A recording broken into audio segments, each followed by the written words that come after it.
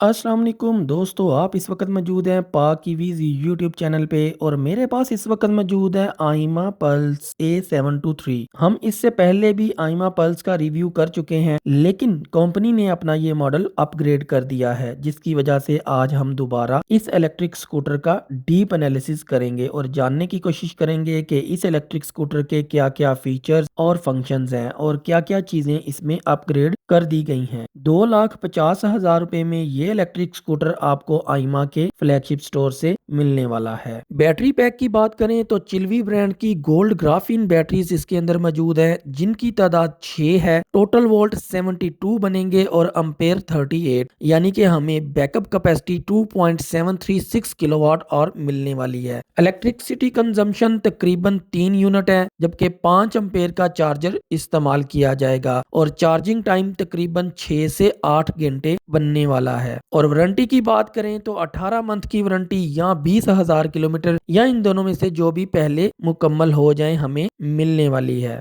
Motor की बात करें तो हमें 1200 वाट की BLDC हब मोटर इस इलेक्ट्रिक स्कूटर के अंदर मिलने वाली है। की फीचर्स की बात करें तो इस इलेक्ट्रिक स्कूटर की स्पीड 55 किलोमीटर पर आवर से 60 किलोमीटर पर आवर के दरमियान मिलने वाली है। और माइलेज की बात करें तो 160 किलोमीटर इको मोड के ऊपर कंपनी क्लेम है, जबकि फुल थ्रोटल यानी कि मोड 3 के ऊपर हमने इस इलेक्ट्रिक स्कूटर की माइलेज 100 किलोमीटर ऑन रिकॉर्ड ली थी, जिसकी वीडियो आपको मेरे यूट्यूब चैनल पे मिल जाएगी। इसके अलावा हमें हैजर्ड की फ्लैशिंग, रिवर्स असिस्ट और पार्किंग बटन भी मिलने वाला है, जबकि टायर का इस्तेमाल जो किया गया है वो 90/90-10 है। आमतौर पे इस तरह के इलेक्ट्रिक स्कूटर के अंदर 3.00-10 के टायर का इस्तेमाल किया जाता है, लेकिन इसके अंदर 90/90 का मतलब ये है कि टायर का साइज निस्बतन बड़ा है। और आखिर में साइड स्टैंड सेंसर हमें इस इलेक्ट्रिक स्कूटर के अंदर नहीं मिलने वाला। मजीद मालूमात के लिए आप www.pakevs.com विजिट कर सकते हैं। तो अब शुरू करते हैं डीप एनालिसिस।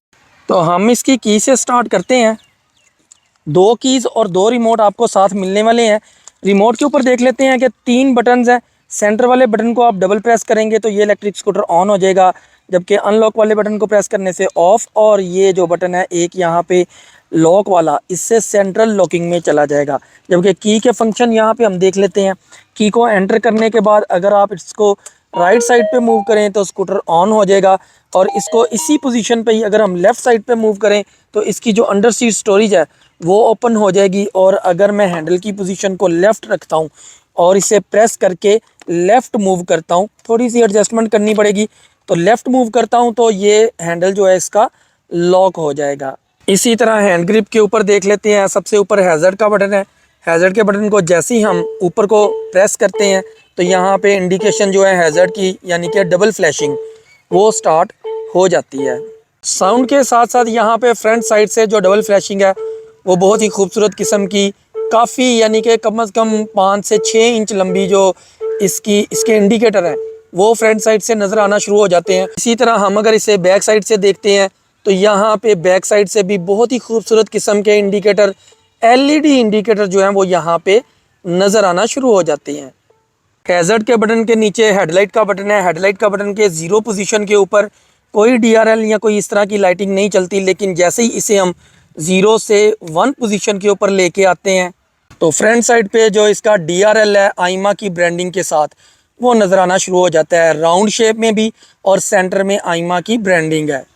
और जैसे ही मैं इसे पोजीशन 2 के ऊपर लेके जाता हूँ तो यहाँ पे इसकी लो बीम चलना स्टार्ट हो जाती है। यहाँ पे सिंगल प्रोजेक्शन लेंस का इस्तेमाल किया गया है, उसके अंदर ही इसकी लो बीम है, तो लो बीम चलना स्टार्ट हो जाती है। लेकिन इसको हाई बीम पे करने के लिए हमें लेफ़्ट साइड पे मौजूद हाई और लो के बटन को इस्तेमाल करना पड़ेगा। तो जैसे ही मैं इसको ऊपर वाले साइड पे इसको प्रेस करता हूँ बटन को, तो यहाँ पे इसकी हाई बीम जो है वो चलना स्टार्ट हो जाएगी। हेडलाइट के बटन के नीचे हमें यहाँ पे मोड का बटन मिलता है। मोड देख लेते हैं। इस इलेक्ट्रिक स्कूटर के अंदर 1, 2 और 3 मोड इसके अंदर मौजूद है, और इनका पैटर्न आप देखें, 1 से 2 पे जाएगा, 2 से 3 पे जाएगा, और 3 से डायरेक्ट 1 पे नहीं आएगा, बल्कि पहले 2 के ऊपर आएगा और उसके बाद ये 1 के ऊपर आएगा। आमतौर पे हमने इलेक्ट्रिक स्कूटर को देखा है कि वो 1 2 3 के बाद दोबारा जंप करते हैं, यानी कि 3 के बाद दोबारा 1 के ऊपर आते हैं। लेकिन यहाँ पे पैटर्न उस तरह नहीं है, यहाँ पे स्मूथ यानी कि 1 से 2 3 और 3 2 1 ऐसे यूज़ होंगे।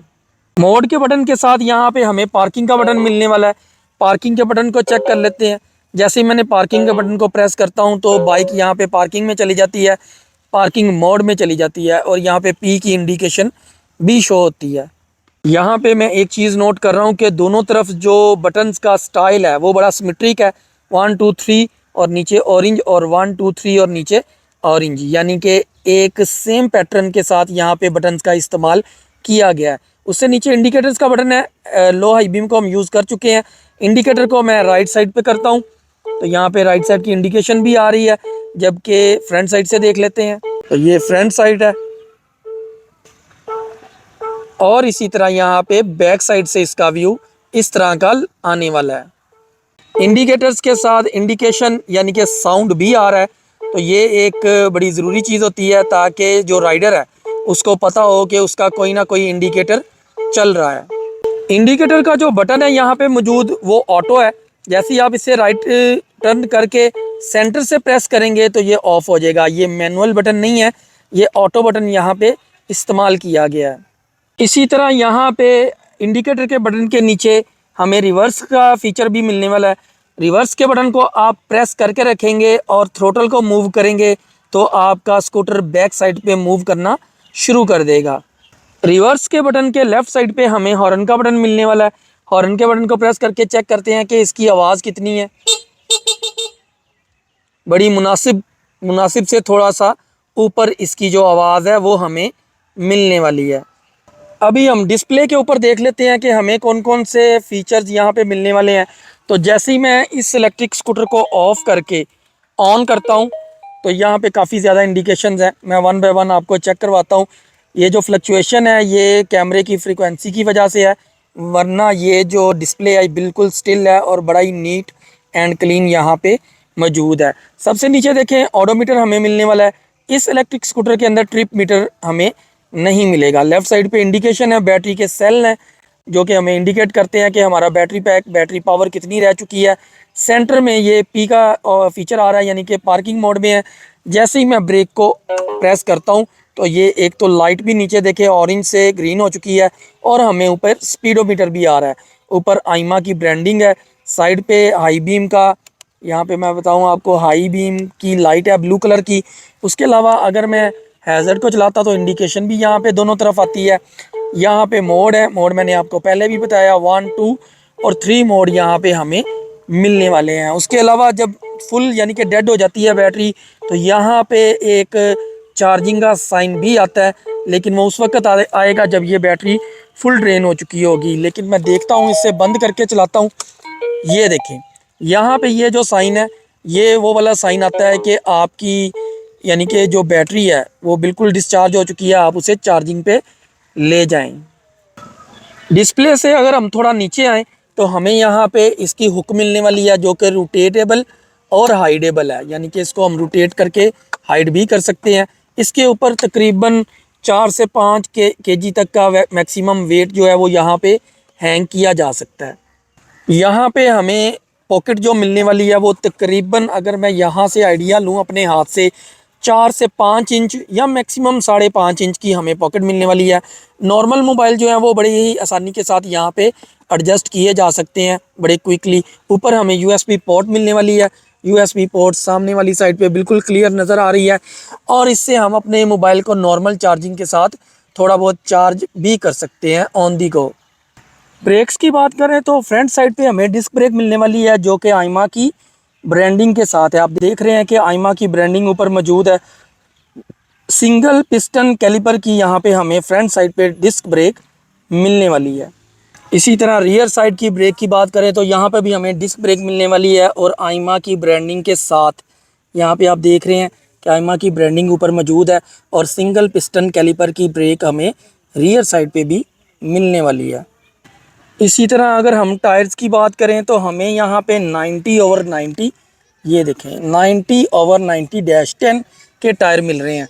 होता आमतौर पे ये है कि हमें 3.00-10 के टायर मिलते हैं आमतौर पे 10 इंच के अंदर, लेकिन ये टायर थोड़े से बड़े हैं। अगर ये 75/70 होते तो हम कहते हैं कि ये वही टायर हैं जो कि उसके अंदर इस्तेमाल हुए हैं, लेकिन इन टायर्स का साइज़ निस्बतन बड़ा है आमतौर पे जो टायर इस्तेमाल किए जाते हैं। मज़ीद मैं आपको यहाँ पे बताऊँ कि यहाँ पे 4 प्लाई के टायर का इस्तेमाल किया गया है और यहाँ पे जो PSI है हमने 36 रखने वाले हैं। सेम टू सेम ऐसे ही रियर साइड पे जो टायर हैं वो भी 90/90-10 के इस्तेमाल किए गए हैं। रियर शॉक्स की बात करें तो हमें यहाँ पे spring type non adjustable shocks मिलने वाले हैं। यहाँ पे हम अगर देखें तो हमें एक हैंड रेल बड़ी ही ज़बरदस्त किस्म की मिलने वाली है और बहुत ही स्मूथ है। इसको पकड़ के हम अपने स्कूटर को डबल स्टैंड के ऊपर खड़ा करते हैं। उसके अलावा यहाँ पे जो बैक रेस्ट है, जो बैक टेक है वो रिमूवेबल है। आप ये 2 बोल्ट एल की मदद से रिमूव कर सकते हैं। इनको उतार के आप इस यानी कि बैक टेक को भी रिमूव कर सकते हैं। चार्जिंग पोर्ट की बात करें तो हमें बिल्कुल सीट के नीचे चार्जिंग पोर्ट मिलने वाली है और इसके ऊपर कवर है। इन केस पानी इसके ऊपर आता है तो कवर के ऊपर से निकल जाएगा। यहाँ पे मैं देखता हूँ ये इसका स्टाइल होने वाला है, ये तो कंट्रोल ही नहीं हो रही, ये इसका स्टाइल है। जबकि चार्जर की बात करें तो मेरे पास यहाँ पे मौजूद है आइमा का चार्जर A723 ऊपर लिखा हुआ है और 5 एम्पेयर का चार्जर हमें यहाँ पे मिलने वाला है। 4.2 एम्पेयर लिखा था इनपुट, मैं वही देख रहा था, लेकिन नीचे रेटेड आउटपुट जो है वो DC 72 वोल्ट 5 एम्पेयर। पहले इस इलेक्ट्रिक स्कूटर के अंदर लोअर मॉडल लॉन्च किया गया था 60 वोल्ट के साथ, लेकिन कंपनी ने इसको अपग्रेड कर दिया है और इसके अंदर अब 72 वोल्ट 38 एम्पेयर की 2 बैटरीज मौजूद हैं। इसकी हम सॉकेट देख लेते हैं जो लगने वाली है चार्जिंग पोर्ट वो किस तरह की है। ये बिल्कुल सेम वैसी है जैसे कि हमारी आमतौर पे पावर केबल्स होती हैं कंप्यूटर की, और दूसरी तरफ भी सिंपल है, आप किसी भी लाइट प्लग में इसको लगा के चार्ज कर सकते हैं। स्टैंड की बात करें तो हमें साइड स्टैंड के नीचे प्लास्टिक का बूट मिलने वाला है जो कि हमारे फर्श जो होते हैं उनको ख़राब होने से बचाएगा। ये प्लास्टिक का बूट नीचे मौजूद है, लेकिन यहाँ पे हमें साइड स्टैंड सेंसर नहीं मिलेगा। और इसी तरह अगर हम डबल स्टैंड के नीचे देखें तो हमें यहाँ पे प्लास्टिक बूट नहीं मिलने वाला, लेकिन प्लास्टिक का एक कवर सा यहाँ पे उन्होंने दिया है ताकि जैसे ही हम इसे डबल स्टैंड पे खड़ा करें तो हमारे पाँव को यानी कि सेव करने के लिए यहाँ पे प्लास्टिक का बूट बैक साइड पे मौजूद है डबल स्टैंड के नीचे। पिलियन राइडर के लिए यहाँ पे फुटरेस्ट मौजूद नहीं है, लेकिन यहाँ पे शेप मौजूद है। ये पूरी की पूरी शेप बनी हुई है। जो पिलियन राइडर होगा जो बैक साइड पे बैठेगा वो यहाँ पे अपने पाँव को एडजस्ट करेगा। आमतौर पे फुटरेस्ट मौजूद होते हैं, लेकिन इस स्कूटर के अंदर एक डिज़ाइन इसका इस तरह का बनाया गया है कि फुटरेस्ट की जगह एक शेप दी गई है ताकि जो पिलियन राइडर है वो अपने पाँव को एडजस्ट कर सके। अभी हम यहाँ पे थोड़ी सी मेजरमेंट को देख लेते हैं। सीट के ऊपर अगर हम देखें तो यहाँ पे हमें सीट तकरीबन 25-26 इंच, और यहाँ पे अगर गैप को भी साथ मिला लें तो 27 इंच की स्पेस हमें इसकी सीट के ऊपर मिलने वाली है। और इसी तरह अगर हम इसकी फुट प्लेट को देखें तो यहाँ पे हमें तकरीबन 16 इंच या 16 से 17 कह सकते हैं, साइडों से थोड़ी सी ज़्यादा है, जबकि सेंटर से अगर हम करते हैं तो तकरीबन 15 से 16 इंच है। आइमा की ब्रांडिंग यहाँ पे मौजूद है। यहाँ पे हम अपना सिलेंडर, पानी की बोतल या कोई भी ऐसी चीज़ जो कि एडजस्ट करनी है आप अपने पाँव में रख के बड़ी ही आसानी के साथ उसे मूव ऑन कर सकते हैं, ले जा सकते हैं। और ऐसे ही अगर हम इसकी चौड़ाई देखें तो चौड़ाई भी देखें, यहाँ पे तकरीबन 15 से 16 इंच इसकी चौड़ाई बनने वाली है। अंडर सीट स्टोरेज की अगर बात करें तो हमें यहाँ पे काफ़ी ज़्यादा नॉर्मल से बड़ी स्टोरेज जो है वो मिलने वाली है। मैं अगर इसकी थोड़ी सी मेजरमेंट आपको दिखाऊं तो तकरीबन यहाँ से ये 18 इंच के करीब यहाँ पे बनती है, यानी कि फ्रंट से बैक साइड पे। इसी तरह इसकी हाइट अगर हम देखते हैं तो तकरीबन 10 साढ़े 10 इंच के करीब या 10 इंच के करीब इसकी हाइट बनने वाली है। और इसी तरह अगर मैं इसकी चौड़ाई देखता हूँ तो यहाँ से अगर मैं मेजरमेंट इसकी करता हूँ तो तकरीबन 11.5-12 इंच के करीब 11.5 इंच समझ सकते हैं कि 11.5 इंच की यहाँ पे हमें स्पेस यानी कि मिलने वाली है। ये काफ़ी ज़बरदस्त किस्म की स्पेस है। आप देख रहे हैं कि इसकी जो लेंथ है वो काफ़ी ज़्यादा है, तो इसके अंदर हम यानी कि एक्स्ट्रा लार्ज साइज़ का जो हेलमेट है वो भी बड़ी आसानी के साथ रख सकते हैं। यहाँ पे इसका ब्रेकर है, यहाँ पे इसके ऊपर जो लगा हुआ है कवर मैंने उतारा है तो ब्रेकर इसके नीचे नज़र आ रहा है, जबकि यहाँ पे ब्रेकर नहीं दिया। ये एक अच्छी चीज़ है कि यहाँ पे ब्रेकर देने की बजाय आप उसको यहाँ पे लेके जाएं तो आपकी जो स्पेस है वो ऑटोमेटिकली ज़्यादा हो सकती है। मज़ीद ये कि यहाँ पे गैस किट का इस्तेमाल किया गया, आप देख रहे हैं।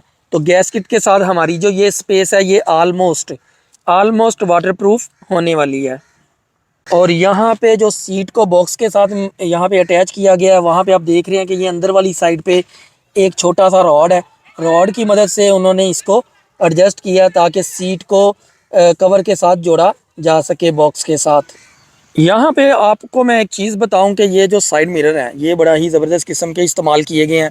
बहुत कम इलेक्ट्रिक स्कूटर हैं जिनके अंदर अच्छी क्वालिटी के साथ साथ उनका गैप जो है वो ज़्यादा रखा जाता है ताकि आपको रियर साइड पे देखने में आसानी पैदा हो।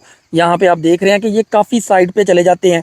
काफ़ी साइड पे जाने से आपका जो रियर व्यू है वो बड़ा ही ज़बरदस्त बनने वाला होता है। अब देखिए मैंने एडजस्ट किए हैं, अपने मुंह के पास मेरे कैमरा है, उसके बावजूद भी बैक साइड पे आपको बहुत ही नीट एंड क्लीन नज़र आ रहा है। उसके साथ साथ फिनिश क्वालिटी का, बिल्ड क्वालिटी के अंदर फिनिश लुक का ख्याल रखा गया है। आप देख रहे हैं कि यहाँ पे कैप है रबड़ की, और नीचे जो पेच है उनको टाइट करने के बाद आप इसको ऊपर इसके कर देते हैं ताकि जो फिनिश लुक है वो अपनी यानी कि ज़बरदस्त किस्म की नज़र आए। ग्राउंड क्लियरेंस की बात करें तो हमें यहाँ पे चूँकि 90/90-10 जो कि टायर्स का इस्तेमाल किया गया, तो ग्राउंड क्लियरेंस हमें जो मैक्सिमम मिलने वाली है वो 5 इंच के करीब है। इसको डबल स्टैंड से उतारें। ग्राउंड क्लियरेंस चेक करने का तरीका सिंपल है, डबल स्टैंड से उतारें, ऊपर एक 80 kg का बंदा बैठाएं, 80-90 kg का, तो उसके बाद जो स्पेस नीचे बचती है वो असल में उसके बाद जो स्पेस ऊपर बचती है वो असल में वही ग्राउंड क्लियरेंस होती है। ना कि इसको कुछ लोग हैं वो डबल स्टैंड पे खड़ा करके इसकी जो ग्राउंड क्लियरेंस है उसकी पैमाइश करते हैं, तो ऐसा बिल्कुल भी नहीं है। डबल स्टैंड के ऊपर तो वैसे ही वो 2 इंच ऊपर चला जाता है, तो ऐसा नहीं करना चाहिए, बल्कि इसको डबल स्टैंड से नीचे उतारें और फिर इसके ऊपर बंदे को बैठाएं, फिर देखें कि नीचे स्पेस कितनी बचने वाली है। लाइट्स जो हैं वो नाइट विजन में बड़ी ही ज़बरदस्त किस्म की नज़र आने वाली हैं इस इलेक्ट्रिक स्कूटर के अंदर। इंशाल्लाह बहुत जल्द मैं एक वीडियो लेके आऊँगा जिसके अंदर सिर्फ लाइट्स दिखाई जाएंगी नाइट विजन में, और उसकी थ्रो हेडलाइट की ख़ास तौर पे, और टेल लाइट की भी बैक साइड पे थ्रो को दिखाया जाएगा कि वो कितनी ज़बरदस्त और कितनी अफेक्टिव होने वाली हैं। तो काफ़ी डिटेल में हमने इस पे बात की, काफ़ी चीज़ें मैंने डिस्कस की, आपको बताई, मेजरमेंट्स भी हमने ली। उम्मीद है कि आपको वीडियो पसंद आई होगी। वीडियो पसंद आए तो चैनल को सब्सक्राइब और वीडियो को लाइक ज़रूर कीजिएगा।